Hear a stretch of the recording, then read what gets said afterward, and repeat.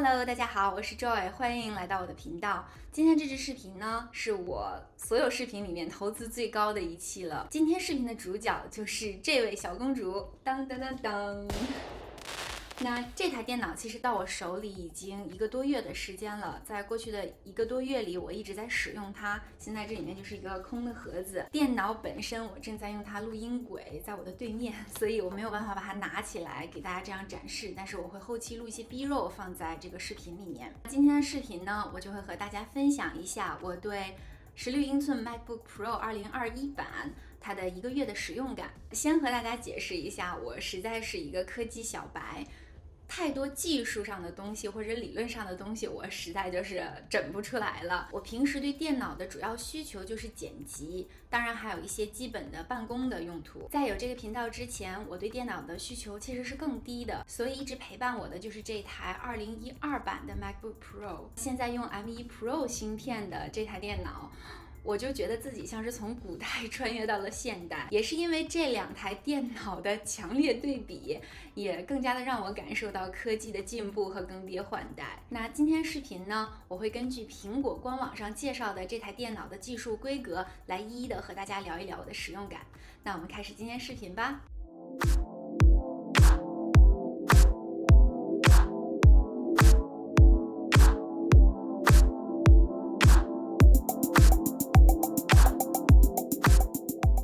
这台电脑应该是16英寸里面的乞丐版了，我选的都是最低的配置，内存是16GB， 固态硬盘是512GB。可是即便是这样，也是3000多刀，真的是刀刀扎在我的身上。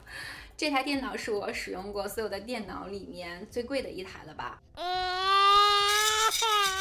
我并不是觉得说它并不值这个价位，而是我自己在科技产品上面的投入一直都非常的少，可能也是因为我并不是对科技产品非常感兴趣的。但是我想和大家说，这一台电脑真的非常非常值得。咱们大家先看一下，他说这个什么什么核啊，什么什么处理器，还有什么什么网络引擎，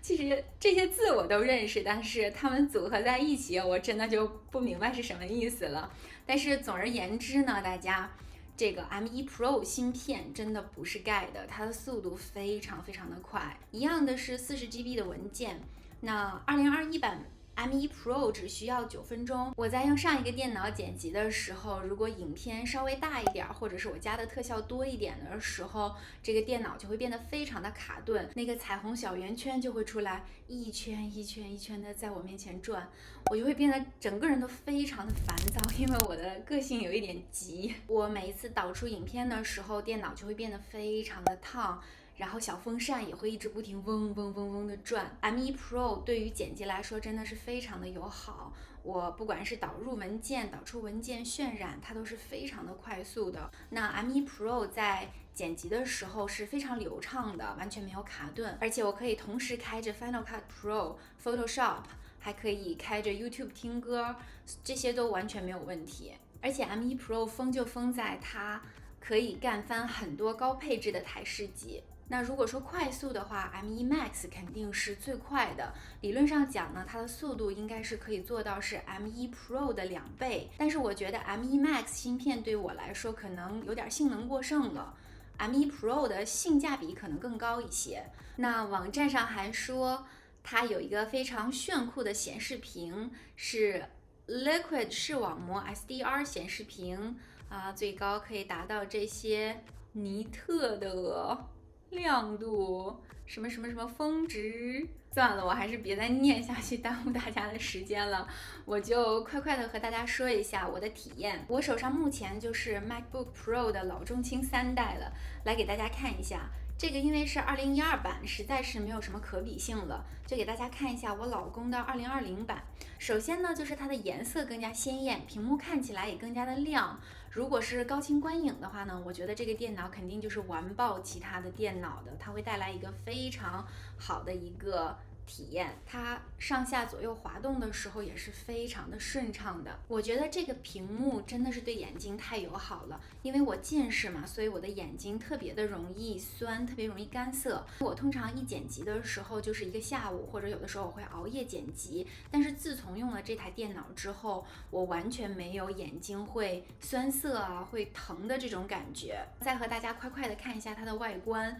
它就是方方正正的，我还挺喜欢的。但是有的朋友不喜欢，觉得对比起来它有一点厚重。我也看到很多宝宝在吐槽它的这个刘海，其实我真的不介意，因为我的手机也是这样的，看起来还挺搭的，是不是？我更在意的其实是在同等条件下它能带来的更大的这个屏幕效果。这次的键盘呢也做了调整，变成了全黑的键盘，看起来非常的专业，非常的低调奢华。 Touch Bar 被去掉了，那我没有使用过 Touch Bar， 我问我老公，他说他其实对 Touch Bar 无感的。如果说非要说出来点什么的话，他其实就蛮喜欢那种可以在上面滑来滑去，像我们滑手机的感觉，但是这也是他比较勉强的一个感受。这次 Touch ID 上面呢也有了一个凹槽，它整个键也变得更大了一些，所以我们整个食指放上去是非常的舒服的，是完全契合在上面。我觉得这个改进也是做得非常的人性化，非常的好。但是和大家自曝糗事，就是因为总是用 Touch ID， 然后我就把我自己电脑的密码给忘了。我当时换了电脑的时候，我就顺便换了个密码，然后那天登录的时候无论如何都登不上，我当时又挺着急的，就强制关机重启，然后又重新用 Apple ID 登录了一下，其实还挺麻烦的，因为重新登录之后，所有的软件和程序都要再重新 login 一遍，请大家还是找张纸，找个笔，记住自己的密码。这次摄像头从原来的 720P 升级到 1080P， 我自己用它 Zoom Meeting 的时候，整体的感觉就是它可以有一点小小的磨皮的效果，就是整个图像看起来更加的柔和了，但是整体的画面会更偏黄、偏暖色调一点。电源线这次是真的换成了线的材质，就更加的耐磨。给大家看看我之前的这个塑胶的电源线已经被我磨成这样子了，是不是丐帮帮主的气息迎面扑来？MagSafe 的插头磁力也非常的强，这样轻轻的一搭就被吸附住了。这次 SD 卡槽也回归了，我觉得这个真的是太方便了，不然的话可能还要再连接拓展的卡槽，数据线和移动硬盘挂在一起就叮叮当当的，非常的麻烦。有的时候不小心接口接的不好了，然后数据又都掉了。扬声器的声音呢，就是环绕立体声，更加的饱满，更加的清晰，更加的圆润。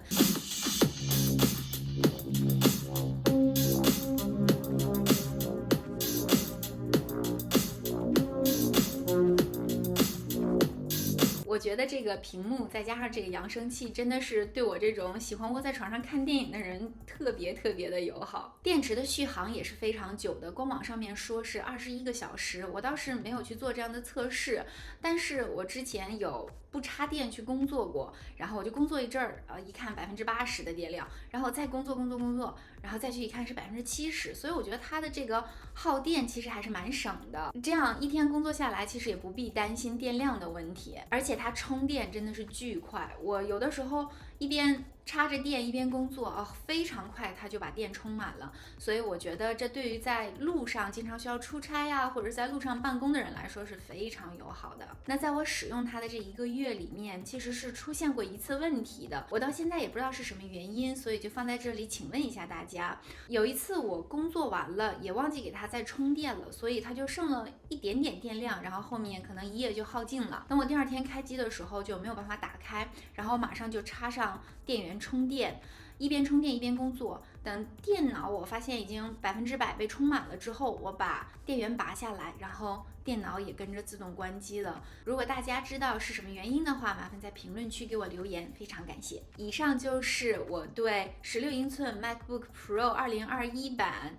的一个月的使用感，非常感谢你的收看。YouTube 的朋友，如果你还没有订阅我的频道的话，欢迎订阅我的频道，为我点赞留言。那 B 站的朋友，如果你喜欢我的视频的话，请为我一键3连，你们的支持真的是我进步最大的动力。那我们下期视频再见吧，拜拜。今天这个视频呢，我想要和大家分享的是